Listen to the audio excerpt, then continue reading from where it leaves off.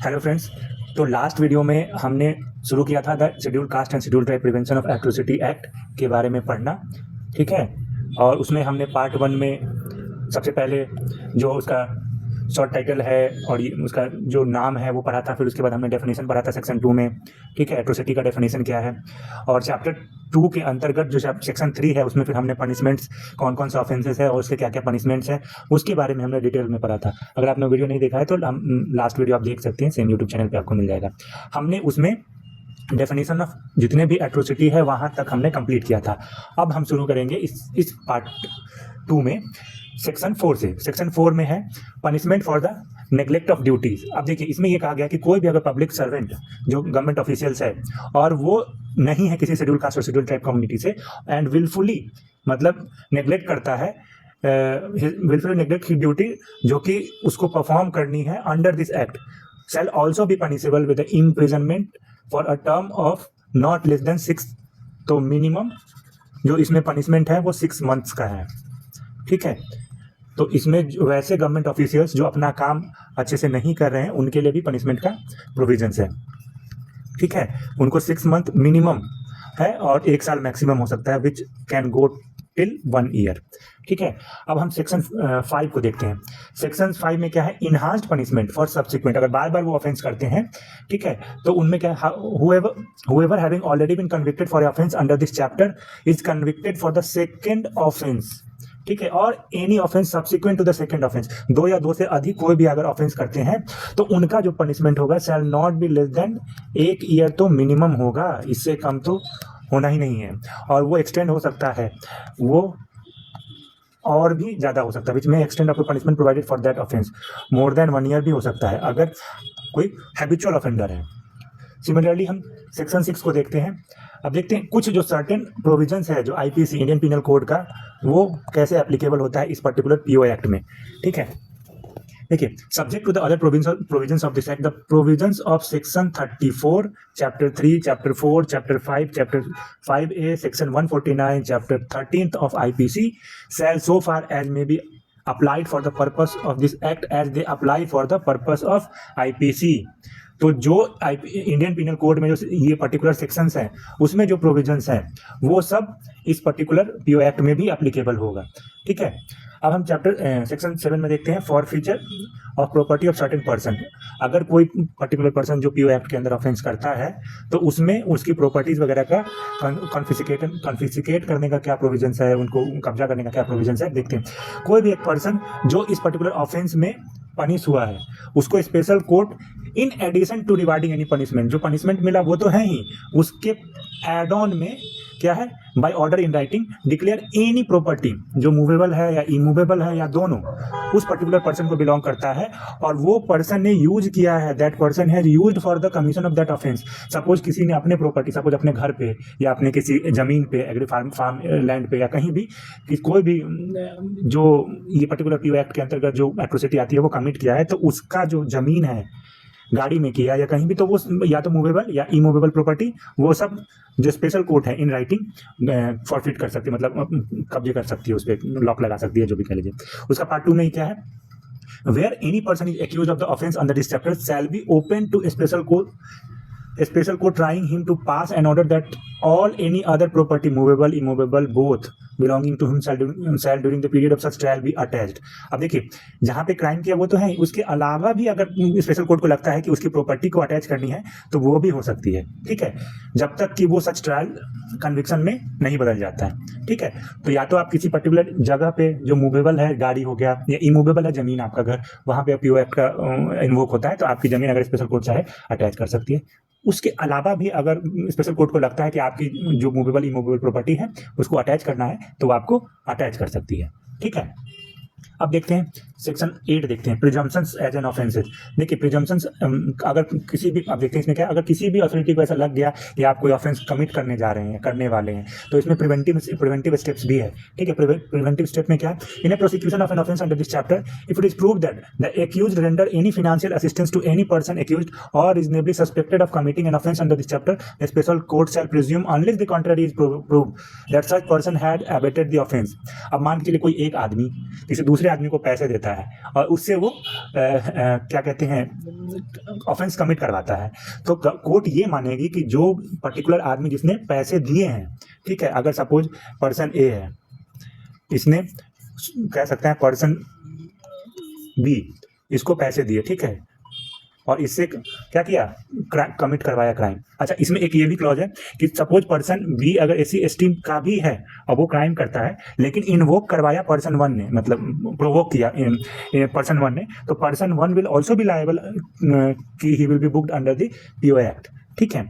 अब इसका पार्ट 2 देखिए, a group of person committed offence under the chapter if he is proven that the offence is committed by sequel to any existing dispute, मतलब कोई पुराना कोई dispute चल रहा है, उसके बाद अगर कोई ऐसा वो क्राइम करता है, कोई भी ऑफेंस कमिट करता है, तो ये माना जाएगा कि वो PO एक्ट के अंदर ही आएगा और सेम प्रोसिक्यूशन होगा विथ कॉमन ऑब्जेक्टिव, मतलब जो नया वाला ऑफेंस है वो पुराने वाले ऑफेंस से लिंक होके फिर आपका पुराने रेट्रोस्पेक्टिव उसमें भी डिसीजंस होंगे, मतलब आप पुराने भी जो क्राइम किए उसको भी PO एक्ट में माना जाएगा, ठीक है। अब हम सेक्शन 9 देखते हैं, कन्फर्मेंट पावर, ठीक है। Not withstanding anything content in the, इसकी मतलब जो चीज़ें इसमें कही गई है उसके अलावा भी in other provisions of the act the state government में इफ कंसिडर इट नेसेसरी और एक्सपेडिएंट so to do for the prevention of and copying with offences under that for any case, class or group under this in district or their part conferred by notification official gazetted any officer of the state government the power exercisable police officer under this court or district part thereof अपने case में। इसमें देखिए मोर और less यही कहा गया है कि अगर डेलीगेशन का इसमें बेसिकली बात किया गया है कि अगर कोर्ट को लगता है, ठीक है, कि कोई पर्टिकुलर पर्सन को वो नॉमिनेट कर दे कि वो पर्टिकुलर जो PO एक्ट, जो ये एक्ट है, इसके अंतर्गत इन्वेस्टिगेशन करे, ठीक है, तो वो किसी भी पर्सन को, any officer of the state government, किसी भी पर्सन को वो बाय नोटिफिकेशन गैजेट में, ऑफिशियल गैजेट में नोटिफिकेशन, वो सारा पावर दे सकता है जो एक पर्टिकुलर पुलिस ऑफिसर को है, ठीक है, और सारा पावर वो पर्टिकुलर पर्सन एक्सरसाइज करेगा इन्वेस्टिगेशन का, प्रोसिक्यूशन का, उस पर्टिकुलर स्पेशल कोर्ट के अंतर्गत, ठीक है। और इसमें वही है ऑल द ऑफिसर पुलिस, ये सब है जो ये पर्टिकुलर पर्सन है, जो ये ऑफिसर है, ठीक है, तो उसको बेसिकली सारे लोग इसको मदद करेंगे। यही कहा गया all officer police other officer assistance की बात कही गई है, किसको, ये जो कोर्ट ने जिस पर्टिकुलर ऑफिसर को नॉमिनेट किया है टू इन्वेस्टिगेट एंड प्रोसिक्यूशन के लिए on behalf of police officer. Third में वही है the provision of this court so far as may be apply to the exercise of power by the officer under the section 1। अब उस particular officer को सारा power मिल जाएगा इस particular act के अंतर्गत जो एक पुलिस ऑफिसर को मिलता है। एक्सटर्नमेंट के बारे में देखते हैं। एक्सटर्नमेंट चैप्टर 3 में पहला जो हमारा सेक्शन है 10, उसमें removal of person likely to commit offence. इसमें वैसे पर्सन जो ऑलरेडी लगता है कोर्ट को या फिर पुलिस ऑफिसर्स को कि वो क्राइम कमिट करने वाला है, तो उसके लिए क्या प्रोविजन है, उस पर्टिकुलर पर्सन को उस पर्टिकुलर प्लेस से हटाने का और बहुत सारा चीज़ें। Where the special court is satisfied, special court को अगर ऐसा लगता है कि किसी एक कंप्लेंट के बेसिस पे और एक पुलिस रिपोर्ट के बेसिस पे कि एक पर्सन जो that a person is likely, ये देखिए likely to commit an offence, मतलब किया नहीं है लेकिन करने वाला है, और वो भी खासकर शेड्यूल्ड एरियाज में, ट्राइबल एरियाज में। जैसे शेड्यूल्ड एरिया जो होता है वो गवर्नर नोटिफाई करते हैं, ठीक है, प्रेसिडेंट भी करते हैं, दोनों करते हैं, ठीक है। ये बेसिकली 10 वैसे राज्य है, 10 states fall under the 5th scheduled area, और इसके अलावा 6th शेड्यूल्ड एरियाज भी हैं। ये है त्रिपुरा में, असम में, मिजोरम में, ठीक है, और कहाँ है, मेघालय में, और है मेघालय में। तो ये शेड्यूल्ड एरिया में अगर कोर्ट को, स्पेशल कोर्ट अगर ये सेटिस्फाई हो गए कि कोई कंप्लेंट के बेसिस पे, पुलिस रिपोर्ट के बेसिस पे कि कोई पर्टिकुलर बंदा शेड्यूल्ड एरियाज में या फिर ट्राइबल एरियाज में, जो कि आर्टिकल, ये किस आर्टिकल में है, आर्टिकल 244 ऑफ कॉन्स्टिट्यूशन में इसके डेफिनेशन है शेड्यूल्ड एरियाज की, तो वो कह सकता है कि कोर्ट फिर ये डायरेक्शन दे सकती है कि उस पर्टिकुलर पर्सन को उस पर्टिकुलर एरिया से हटाने के लिए, और 2 साल तक मैक्सिमम इसमें कैपिंग है 2 ईयर्स का, और वो भी ऑर्डर्स में स्पेसिफाई होना चाहिए, ठीक है। अब देखिए जो इस पर्टिकुलर सेक्शन इसमें जो कहा गया है, the special court shall along with the order communicate to the person directed under the sub section on the ground on which that order has been issued. अब कोर्ट को ये भी उस पर्टिकुलर पर्सन को बताना पड़ेगा कि किस ग्राउंड के बेसिस पे उनको ये क्या कहते हैं एक्सटर्नमेंट दिया गया है, मतलब उस पर्टिकुलर एरिया से बाहर जाने के लिए वो किया गया है। स्पेशल कोर्ट रिवोक भी कर सकती है अपने ऑर्डर को, मॉडिफाई भी कर सकती है, मॉडिफाई इन द सेंस कि उसका जो समय है उसको कम या ज़्यादा कर सकती है, और लेकिन वो रीजंस जो है राइटिंग में उनको देने पड़ेंगे, रिकॉर्ड करने पड़ेंगे, ठीक है। We have 30 days from the date of the order. इसमें क्या है, on the representation made in the person in the order has been made or by any other person on behalf of within the 30 days from the date of the order. 30 दिन के भीतर अगर कोई representation उस particular from that person अगर आता है तो कोर्ट क्या करेगी, या तो मे मॉडिफाई द ऑर्डर, ठीक है। तो कोर्ट उसको मॉडिफाई भी कर सकती है, लेकिन वो उसका राइटिंग में रीजंस लिखने पड़ेंगे। अब देखिए ये क्यों बहुत इंपॉर्टेंट हो जाता है। अब देखिए यहाँ से बहुत सारी चीज़ें आपको पता है कि बहुत से जैसे वोटिंग राइट या फिर इलेक्शन में आप किसी पर्टिकुलर विधायक में या फिर सांसद के तौर पे अगर आप खड़े होते हैं किसी पर्टिकुलर एरिया से, तो आपको उस एरिया में जाना ही पड़ेगा नॉमिनेशन के लिए, वोटिंग देने के लिए। अगर ये पीओ एक्ट इन्वोक हो गया, अगर आप पे ये लग गया और स्पेशल कोर्ट ने आपको एक्सटर्नमेंट के लिए ऑर्डर दे दिया, तो फिर उस आप एरिया में जा ही नहीं सकते, नॉमिनेशन नहीं कर सकते, जा नहीं सकते, वोट नहीं कर सकते, ठीक है। तो ये सब इसके रिपरकर्सन है। कहने के लिए लगता है कि चलिए 2 साल के लिए आपको बाहर कर दिया गया उस पर्टिकुलर एरिया से, लेकिन आप बहुत सारे अपने राइट से वंचित हो जाएंगे, ठीक है। तो ये एक्सटर्नमेंट का है। अब हम देखते हैं सेक्शन 11। सेक्शन 11 में क्या है, procedure on failure of person to remove himself from the area and enter there on after the removal. अच्छा, उसमें क्या है, अगर आपको रिमूव कर दिया कि आप नहीं गए या फिर आप फिर से उस पर्टिकुलर एरिया में इंटर कर गए, तो उसके भी प्रोविजंस हैं। उसमें क्या प्रोविजंस हैं, वैसे पर्सन जिन पे डायरेक्शन इशू हुआ है इस पर्टिकुलर सेक्शन 10 में और वो फेल हो जाते हैं टू रिमूव हिमसेल्फ और हैविंग सो रिमूव हिमसेल्फ फिर से इंटर कर जाते हैं उसमें otherwise then the permission in writing of the special court, बिना कोर्ट उस पर्टिकुलर स्पेशल कोर्ट के परमिशन से, तो वो फिर क्या हो जाएंगे, उनको फिर प्रोविजन है अरेस्ट का, उनको फिर ये क्या है, अरेस्ट उनको किया जा सकता है। and removed in the public custody to such places outside such area as the special court may specify। तो उसके बाद उसको अरेस्ट का प्रोविजन है और डिटेंशन का भी जो प्रोविजन है वो सब है। उसमें फिर सेकंड पार्ट क्या है, special court in writing permit भी कर सकती है, ठीक है। क्या कर सकती है, परमिट भी कर सकती है जिसके खिलाफ ये ऑर्डर इशू हुआ है, ठीक है, to return to the area जिससे उनको रिमूव किया गया था, such as temporary period, voting के लिए या फिर वैसा नॉमिनेशन के लिए, अगर कोर्ट परमिट करती है तब, ठीक है। And may require him to execute a bond भी उससे बनवा सकती है, श्योरिटी भी और विथ एंड विदाउट श्योरिटी भी, और ऑब्जर्वेशन में उसको अलाउ कर सकती है। उसके अलावा 3 में क्या है, रिवोक भी कर सकती है अपने पर्टिकुलर ऑर्डर को, और जो उसके परमिशन जो उनको ग्रांट हुआ है, यही सब है बेसिकली। 4th में भी वही है कि अगर कोई पर्सन विथ सच परमिशन अगर इंटर करता है पर्टिकुलर एरिया को एंड विथ उसको डायरेक्ट किया गया था कि अपने आप को वहाँ से हटा लिया जाए, और उस पर्टिकुलर टेम्पररी पीरियड जिसमें उसको इंटर करने के लिए मिला गया था उसके बियॉन्ड वो रह लेता है, ठीक है। तो वो जो पर्टिकुलर पर्सन है उसका भी कुछ प्रोविजंस है कि उसको क्या है, the temporary period for which he was permitted to return or on the revocation of such permission before the expiry of such temporary period shall remove himself outside such area shall not return thereto within the unexpired portion. एक बार अगर 10 दिन का उसको मिला, suppose उसको 10 days का मिला है एंट्री परमिशन मिला है, 2 दिन के लिए गया फिर निकल गया फिर एग्जिट कर गया, तो उसके बाद फिर से वो एंटर नहीं कर सकता, एक बार ही वो करेगा। अब 5th में if a person fails to observe any of the condition imposed on to remove himself accordingly, having so removed himself entered or returned to such area without fresh permission नहीं लेके वो जैसे इसमें इंटर नहीं कर सकता, तो उसको अरेस्ट करने का प्रोविजन जो मैंने पहले बताया, और सेम वही चीज़ें हैं। तो थोड़ा सा जो रूल है वो स्ट्रिंजेंट हो जाता है अगर आपको कोर्ट ने डायरेक्ट कर दिया गया कि उस पर आप, और ये सब कब है, जब आप कोई क्राइम करने के लिए अगर कोर्ट को लगता है कि आप उस पर्टिकुलर एरिया में कुछ क्राइम कर सकते हैं। ये अबेटमेंट का प्रिवेंटिव मेजर है, आप नहीं भी किए हैं उससे पहले भी अगर आपकी हरकतें ऐसी हुई हैं कि कोर्ट को ऐसा लगता है, कोर्ट अगर सेटिस्फाइड है कि आप वो क्राइम कमिट करेंगे, तो कोर्ट आपको जैसे मैंने ऊपर बोला वो सारे ऑर्डर इशू कर सकती है। सेक्शन 12 में क्या है, सेम है, उसी इन कंटिन्यूएशन टू एबव है, मेजरमेंट्स एंड फोटोग्राफ्स का है। अब सेम चीज़ इसमें यही है कि कोर्ट अगर वो करती है, ऊपर वाले जो सेक्शन 10 है वो अगर आपको इम्पोज होता है तो आपकी मेजरमेंट्स और फोटोग्राफ्स पुलिस ऑफिसर लेंगे, ठीक है, ताकि इससे आपकी आइडेंटिफिकेशन हो सके, बस यही है, एक में यही है, आप इसमें मना नहीं कर सकते। फिर उसके बाद जब आपका ये पीरियड ख़त्म हो जाएगा तो आपका वो जितने भी आपके फोटोग्राफ्स हैं वो सब डिस्ट्रॉय कर दिए जाएंगे, ठीक है, डिस्ट्रॉयड। यही है इसमें। सेक्शन 13 में क्या है, पेनाल्टी फॉर नॉन कॉम्प्लायंस। ऊपर वाले अगर ऑर्डर को आप नॉन कॉम्प्लायंस अगर आप नहीं मानते हैं या कुछ वो करते, तो स्पेशल कोर्ट जो ऑर्डर इशू किया है under section 10 shall be punishable with imprisonment 1 साल का प्लस या फिर फाइन, या 1 साल का एंड विथ अ फाइन। देखिए हम चैप्टर 4 में जाते हैं जिसमें स्पेशल कोर्ट्स के बारे में बोला गया है। स्पेशल कोर्ट्स चैप्टर 4 और सेक्शन 14 में।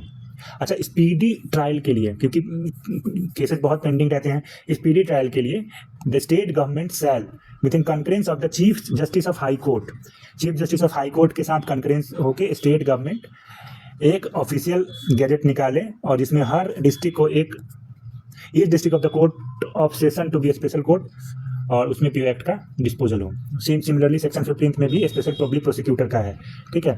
स्पेशल पब्लिक प्रोसिक्यूटर सेम ऐसी एक नोटिफिकेशन गवर्नमेंट जारी करेगी, ठीक है, इन कंसल्टेशन विथ जो भी है कोर्ट, और वैसे एडवोकेट जो मिनिमम 7 ईयर्स के सर्विस किए हैं उनको as a special public prosecutor नियुक्त किया जाएगा dedicatedly for the handling of cases under prevention of atrocity act. Chapter 5 को देखते हैं, मिसलेनियस है। इसमें भी बहुत सारी चीज़ें हैं, जिसमें सेक्शन 16 के बारे में क्या कहा गया कि स्टेट गवर्नमेंट के पास पावर है टू इम्पोज कलेक्टिव फाइन्स, ठीक है। अब देखिए, the provisions of section 10A of यह protection of civil rights act 1955, ये भी बहुत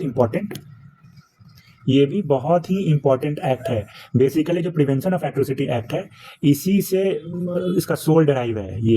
ये जो 55 की जो एक्ट है प्रोटेक्शन ऑफ सिविल राइट, बहुत इंपॉर्टेंट है, इसी से डेरिवेशन है इस पर्टिकुलर एक्ट का। तो इसमें ये कहा गया है कि shall so far as may be apply to the purpose of imposition and realisation of collective fine and for the matter connected therewith under this act. तो स्टेट जो है वो फाइन भी इम्पोज कर सकती है अगर चाहे तो। सेक्शन 17 में देखते हैं क्या, preventive action to be taken by the law and order and machinery. हम देखिए क्या इसमें, जो डीएम है, डिस्ट्रिक्ट मजिस्ट्रेट, या एसडीएम है, या फिर कोई भी एग्जीक्यूटिव मजिस्ट्रेट जो डिस्ट्रिक्ट में है, ठीक है, और कोई भी डीएसपी कोई भी officer not below the rank of. DSP का बहुत इंपॉर्टेंट है, आप इस पीओ एक्ट में मैं सब्सिक्वेंटली आपको जब पीपीटी में एक कंटिन्यूएशन में पूरा पीओ एक्ट और रूल्स को कवर करूंगा तब मैं बताऊंगा कि इस पर कितने सुप्रीम कोर्ट के भी 1-2 जजमेंट्स हैं। तो हमेशा इसमें क्या है, ये प्रोविजन है कि, चलिए मैं बताइए, तो ये प्रोविजन है कि अगर कोई पीओ एक्ट कहीं भी कोई भी शेड्यूल कास्ट और शेड्यूल ट्राइब की एट्रोसिटी होती है, तो अगर पीओ एक्ट उसमें एफआईआर में अगर इन्वोक होता है तो उस पर्टिकुलर केस को कोई भी ऑफिसर इन्वेस्टिगेट नहीं कर सकता है। मतलब कोई भी ऑफिसर जो डिप्टी सुपरिटेंडेंट ऑफ पुलिस है वही मिनिमम लेवल का ऑफिसर है जो इन्वेस्टिगेट करेगा। कोई भी ऑफिसर जो इससे बिलो है वो इन्वेस्टिगेट नहीं कर सकता। लेकिन इसमें फिर एक आई थी सुप्रीम कोर्ट की 2017 की judgment, state of Bihar versus Anand या कुछ ऐसे था, ठीक है। तो इसमें ये कहा गया था कि सुप्रीम कोर्ट ने बोला ठीक है, आप इसमें एसआई को भी या फिर इंस्पेक्टर को भी नॉमिनेट कर सकते हैं। तो सुप्रीम कोर्ट ने ये रिलीफ दिया था। ऑल्दो ये बहुत ही कंट्रोवर्शियल डिसीजन था, अभी भी इस पे बहुत सारे वो होते हैं, क्या कहते हैं, बहुत बार गवर्नमेंट ये विचार भी कर रही है कि इसको चैलेंज किया जाए या लार्जर बेंच में इसको अप्रोच किया जाए, ठीक है। तो ये आपको बस ध्यान में रखना है। तो अगर डीएम, सब डिवीजन, एसडीएम या एग्जीक्यूटिव मजिस्ट्रेट या डीएसपी को अगर ऐसा लगता है, if he may think necessary has a reason to believe that a person और अ ग्रुप और पर्सन जो एससी एसटी से नहीं बिलोंग करता है और रिसाइडिंग इन और frequently any places within the local limit of as likely to commit, मतलब यही है, प्रिवेंटिव है ना।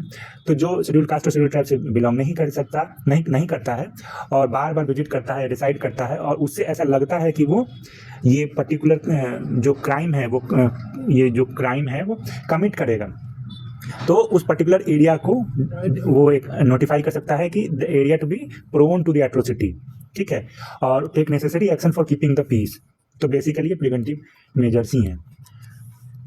And good behaviour and maintenance of the public order and tranquility and may take preventive actions. तो ऐसा नहीं कि क्राइम हो जाने के बाद ही यहाँ पे पुलिस प्रशासन और जो जिला प्रशासन है उसकी भूमिका है। अगर कभी भी लगता है जिला प्रशासन या पुलिस प्रशासन को कि कोई पर्टिकुलर एरिया किसी कास्ट बेस्ड या सिमिलर वायलेंस का प्रोन है, मतलब हो सकती है किसी भी वैसे कोई फेस्टिवल में या ऐसा, तो वो प्रिवेंटिव मेजर्स ले सकती है, ठीक है। और सेम वैसा ही स्टेट गवर्नमेंट को भी power the state government may by notification in official gazette make more one or more schemes specifying the manner in which the offences referred in the section 1 इसमें shall take appropriate action specified in such scheme or scheme to prevent atrocity and to restore the feeling of security among the members of basically वैसे एरिया जो बहुत ज़्यादा conflict schedule caste और schedule tribe पे atrocity होती है, बार बार वहाँ पे होती है, तो स्टेट गवर्नमेंट भी वैसे कुछ प्रिवेंटिव मेजर्स ले सकती है, कुछ स्कीम्स निकाल सकती है, ठीक है, ताकि एट्रोसिटी ना हो वहाँ पे। अब देखिए एक बहुत इंपॉर्टेंट फिर यहाँ पे है सेक्शन पीओ एक्ट सेक्शन 18 जिसमें ये कहा गया कि सेक्शन 438 ऑफ द ये कोड का मतलब है IPC CrPC criminal procedure code shall not apply to the person committing offence under the act. अब देखिए ये जो सेक्शन है of CrPC criminal CrPC of the court shall apply in relation to any case involving the arrest of any person. इसमें क्या है, CrPC में ये कहा गया है कि बेल का प्रोविजन है, ठीक है। तो नॉर्मल केसेस में आपको बेल मिल जाती है, लेकिन अगर आप पे पीओए एक्ट लग गई है तो आपको बेल नहीं मिलेगी, बेल नहीं मिलेगी। यही कहा गया है ये सेक्शन 18 में, ठीक है, नॉन बेलेबल है ये ऑफेंस। सिमिलरली सेक्शन 19 में क्या है, सेक्शन 360 ऑफ द सीआरपीसी और the provisions of the probation of offenders act shall not apply. अब देखिए ये सीआरपीसी में भी यही जिक्र किया गया है कि अगर आप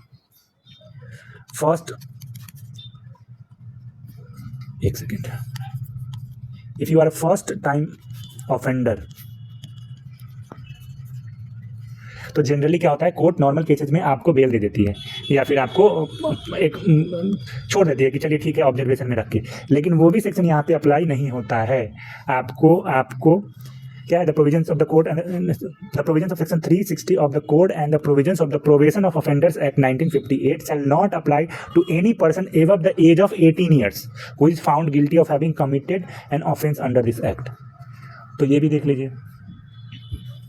सेक्शन 20 में क्या है, act to override other law save as otherwise provided in the act, the provisions of act shall not have effect notwithstanding anything inconsistent therewith contained in the other law for the time being enforced on or any custom or use of any instrument having effect by such law। वही है कि ये act दूसरे law जो कम penal या punishment वाला है, जिसमें कम पिनलाइजेशन है, तो उसको ओवरराइड कर सकता है। अगर इसमें ज़्यादा प्रोविजन से इन्वोक हो गया तो वो हो गया। 21 में देखते हैं, मेरे ख्याल से लास्ट नहीं, अच्छा है इसके बाद 21 में क्या है, duty of the government to ensure effective implementation of the act.